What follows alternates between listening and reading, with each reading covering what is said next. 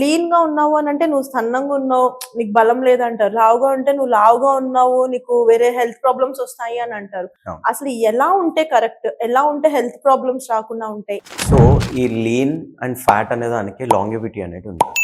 So ఈ longevity between lean people and fat people. Lean అంటే like skinny. So ఎవరైతే బక్కగా ఉంటారో, ఎవరైతే ఫ్యాట్‌గా ఉంటారో వాళ్ళకి, వీళ్ళకి కంపేర్ చేసుకుంటే లాట్ ఆఫ్ డిఫరెన్స్ ఉంటుంది.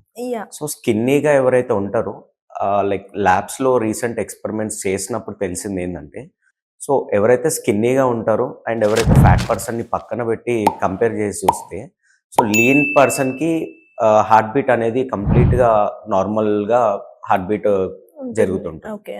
సో ఫ్యాట్ పర్సన్ ఎవరైతే ఉన్నారో ఎక్సెసివ్ అమౌంట్ కొలెస్ట్రాల్ ఉండడం, ఎక్కువ ఫ్యాటీగా, చెబ్బీగా ఉండడం, అంటే ఇండియాలో ఇట్స్ ఏ సైన్. అంటే అదొక చెబ్బీగా ఉండాలి అని చెప్పి పుట్టినప్పుడు అందరూ 4 కేజెస్ పుట్టారు, 5 కేజెస్ పుట్టారు అని చెప్పి జనరల్లీ మన పేరెంట్స్ మాట్లాడుతూ అవునవును. ఉంటారు.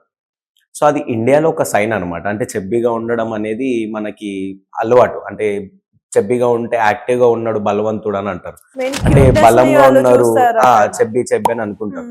But end of the day rods మీద మనం రీసెర్చ్ చేసాము. ప్లస్ ఇది ఎప్పుడైతే లీన్ పర్సన్ అండ్ ఫ్యాట్ పర్సన్‌కి చూసుకున్నప్పుడు 20-30% ఫ్యాట్‌గా ఉన్న పర్సన్‌కి హార్ట్ బీట్ అనేది స్లోగా కొట్టుకోవడం జరుగుతుంది.